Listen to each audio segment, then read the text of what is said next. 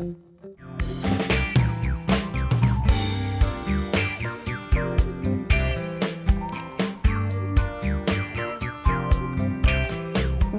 c'est sous un soleil radieux que je vous retrouve aujourd'hui pour un dialogue littéraire estival. Pour être certain d'emporter avec vous les livres qu'il faut cet été, pour aller à la plage ou pour partir en vacances, nous vous amenons à la rencontre des auteurs qu'il faut lire et qui nous font voyager. Nous partirons aux États-Unis avec Joël Dicker, puis Laurane nous présentera sa sélection de romans de l'été. Mais tout d'abord, c'est en Inde que nous partons avec Catherine Cusset. Agrégée de lettres classiques, Catherine Cusset est un auteur prolifique, qui aime se pencher sur des sujets variés tout en plaçant l'humain au centre de ses préoccupations.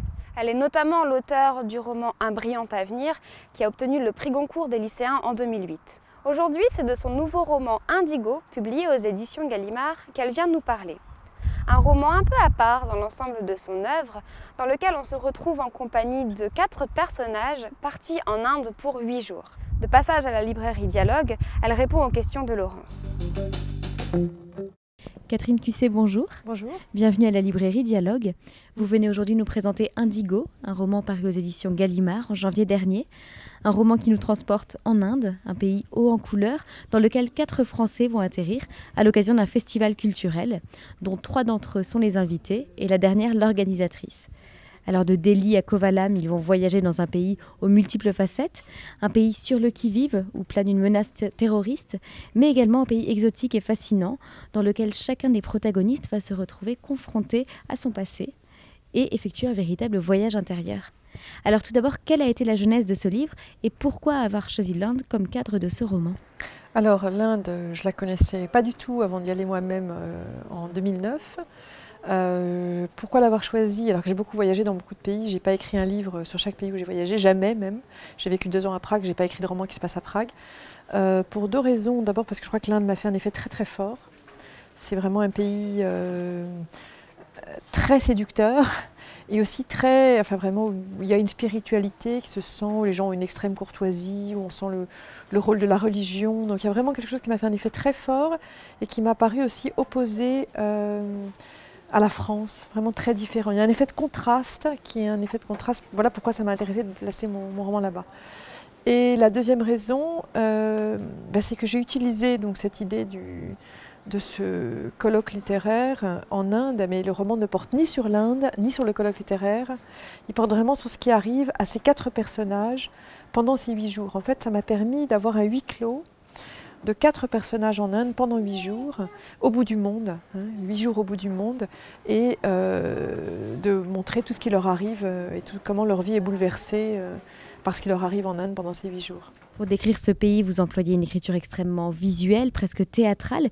Était-ce essentiel pour réussir à saisir toutes les sensations que procure l'Inde ? Alors c'est vrai que si l'Inde m'a tellement frappée, c'est parce qu'elle assaille tous les sens.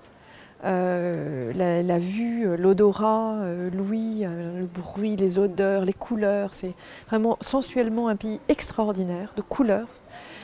Mais je crois que mon écriture est toujours très visuelle dans tous mes livres, depuis La blouse roumaine, depuis En toute innocence. Chacun d'eux, on m'a dit « Oh tiens, ça devrait être un film ». J'ai une écriture vraiment très concrète, très visuelle. Et donc voilà, donc c'était normal qu'elle soit comme ça. Ce qui fait le lien entre Indigo et mes autres livres, parce qu'Indigo est un livre assez différent, je crois que ce qui fait le lien, c'est vraiment l'écriture. Et l'écriture très, comme vous dites, sensuelle, visuelle, concrète, directe. Indigo est un roman choral qui donne une voix à 3 de vos personnages principaux, à savoir Charlotte, Roland et Géraldine. Comment est-ce que cette forme du roman polyphonique s'est-elle imposée à vous ?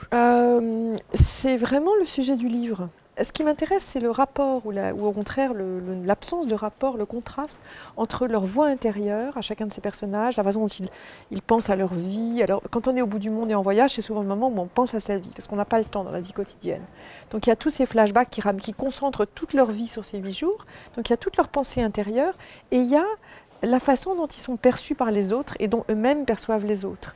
Mais je crois qu'on est toujours dans un conflit entre notre vie intérieure et notre vie sociale et la façon dont on est perçu par les autres.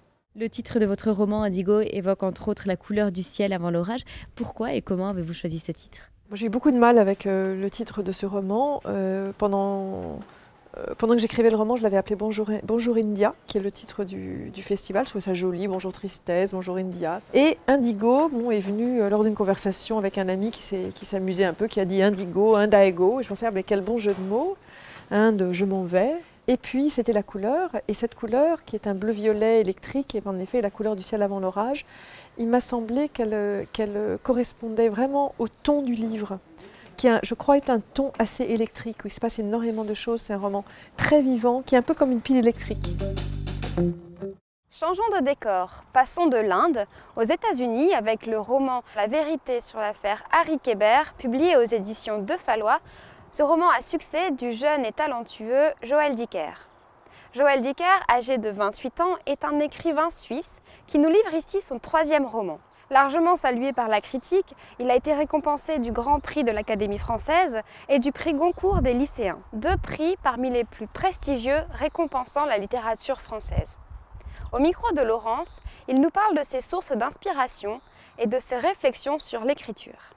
Joël Dicker, bonjour. Bonjour. Bienvenue à la librairie Dialogue. Vous venez aujourd'hui nous présenter La vérité sur l'affaire Harry Kéber, un roman paru aux éditions De Fallois qui a connu un succès phénoménal et qui a reçu notamment le Grand Prix du roman de l'Académie française et le Prix Goncourt des lycéens 2012. Alors, dans ce roman, Marcus Goldman, qui est un jeune écrivain à succès, se retrouve confronté à l'angoisse de la page blanche et il va donc se ressourcer auprès d'Harry Kéber, un écrivain reconnu qui était son professeur à l'université et qui joue véritablement un rôle de mentor pour lui. Et puis, un beau jour, tout va basculer pour Harry Kéber, qui va se retrouver accusé du meurtre de Nola Kellergan. Et Marcus Goldman va alors se lancer dans une enquête pleine de rebondissements et passionnante. Alors, est-ce que finalement ce lieu que vous avez choisi, donc la petite ville d'Aurora, qui ressemble à toute petite ville américaine, a été à l'origine de ce roman et de cette ambiance américaine? Oui, absolument. Et c'était l'idée. L'idée d'un roman américain, et ce qui me plaît dans la littérature américaine, c'est qu'il y a un personnage commun à tous les auteurs américains, à toute la littérature américaine, ce sont les États-Unis eux-mêmes.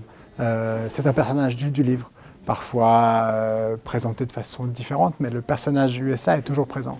Et c'est ça qui m'a donné envie d'avoir cette ville, cette région, qui est un personnage du livre aussi, parce que c'était pour moi un hommage que je rendais à la littérature américaine. Et à partir de ça, j'ai commencé à broder autour l'histoire de Marcus, celle de Harry et tout ce qui s'est passé.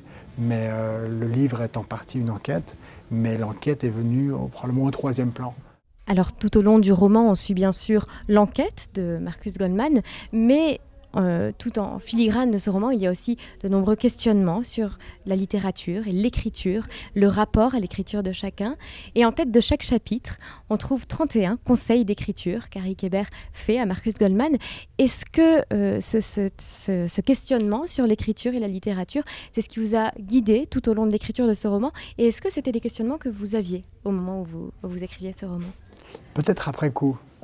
Ça n'a pas été un guide, en tout cas en amont, c'est-à-dire que ce ne sont pas des balises que j'ai placées pour me repérer, mais je crois que les idées appellent des idées, et que dans ma réflexion, quand j'ai commencé à parler de l'écriture, à réfléchir un peu à ce que ça représentait pour moi et à ce que ça pouvait représenter pour les personnages du livre, qui sont les 2 personnages principaux, Harry et Marcus, qui sont écrivains tous les 2, j'ai commencé à avoir beaucoup d'idées et beaucoup de choses dont je voulais parler. Et je crois que ça a généré beaucoup d'idées qui forment un tout après coup. Quand on regarde en arrière, la construction du livre, les idées, le traitement des idées, se sont traitées en fait entre elles, des idées en ont appelé d'autres. Mais je n'avais pas cette idée en premier, c'est vraiment venu après coup. Harry Kéber et Marcus Goldman ont une relation très particulière, une relation de maître à disciple, presque de père à fils. Est-ce que c'est une relation dont tout jeune écrivain rêve ?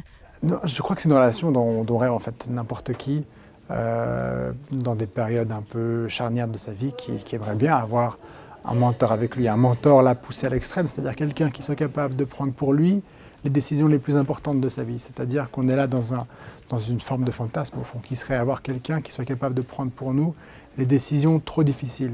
Donc, c'est-à-dire pouvoir remettre sur cette personne une part de responsabilité qui nous incombe. Et si on va un cran plus loin, la responsabilité, au fond, c'est la responsabilité paternelle ou maternelle d'un enfant, d'un petit enfant, avec ses parents qui lui disent ça c'est oui, ça c'est non, tu dois faire ça, tu dois pas faire ça. Mais au moment où la personne devient adulte, ça veut dire que ces choix-là, elle doit être en mesure de les faire elle.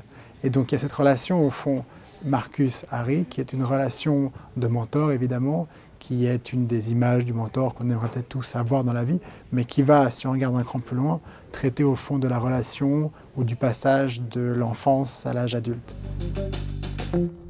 C'est maintenant à Laurane de nous présenter sa sélection de romans.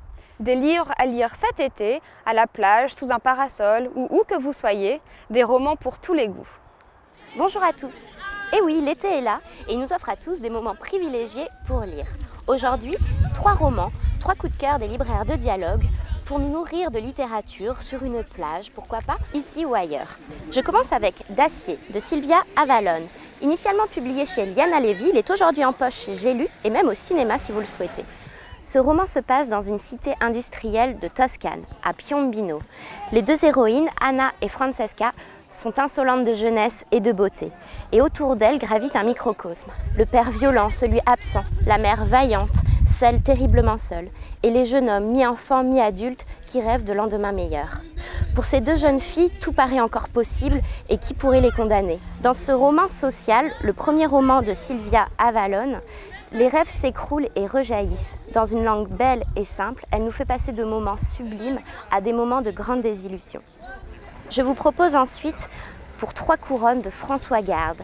C'est le 2e roman de celui qui l'année dernière a obtenu le Goncourt du premier roman avec ce qu'il advint du Sauvage blanc. Il a commencé l'écriture assez âgé, à environ 50 ans, et l'on se dit qu'ici c'est très bénéfique qu'il ait gardé tout cela pour lui, tant maintenant son écriture et ses histoires sont fortes. Pour 3 couronnes est un récit d'aventure à la française qui met en scène Philippe Zaffar, un curateur aux documents privés. C'est comme ça qu'il se décrit et en fait il a pour mission de classer les archives des défunts à la demande des familles. Un jour il tombe dans le dossier de M. Colbert sur un document particulier, un manuscrit écrit à la première personne qui raconte l'histoire d'un matelot à qui l'on a donné 3 couronnes pour qu'il conçoive un enfant à une femme inconnue et masquée. Il en parle tout de suite à la veuve de M. Colbert qui lui demande de partir en quête de ce possible enfant caché. Il parcourt alors le monde et les contrées exotiques. L'intrigue s'étoffe et les personnages secondaires arrivent qui sont tous passionnants. Dans ce roman, François Garde mêle l'aventure aux réflexions morales et philosophiques. C'est vraiment une très belle découverte et une belle lecture pour cet été. Je vous propose maintenant un polar, Avant d'aller dormir de S.G. Watson, publié chez Pocket. C'est l'histoire de Christine, qui est donc l'héroïne. Chaque matin, elle se réveille dans un lit, près d'un homme, dans un corps qu'elle ne reconnaît pas. Elle ne se souvient pas de ce qui s'est passé après ses 20 ans, elle en a 40. Et chaque matin, c'est le même trouble lorsqu'elle s'approche du miroir, lorsque cet homme qui dit être son mari lui explique ce qui lui est arrivé, un accident de voiture. Puis le docteur Nash qui l'appelle chaque matin, une fois que Ben est parti au travail, et qui lui dit d'aller voir dans une armoire, dans une boîte, un cahier dans lequel, chaque soir, elle note les souvenirs qu'elle a pu avoir pendant la journée. Sauf qu'après une nuit de sommeil, rien ne subsiste. Petit à petit, grâce au soutien du docteur, Christine parvient toutefois à reconstituer des bouts de son passé. Et la tension augmente à mesure que les incohérences s'accumulent. Nos nerfs sont ici mis à rude épreuve. Je vous remercie, je vous souhaite un très bel et paisible été, de très belles lectures. Profitez-en bien, à bientôt. Ce dialogue littéraire est désormais terminé. Je suis ravie de l'avoir passé en votre compagnie et je vous souhaite de passer de très bonnes vacances, un très bel été et de très agréables lectures. À bientôt!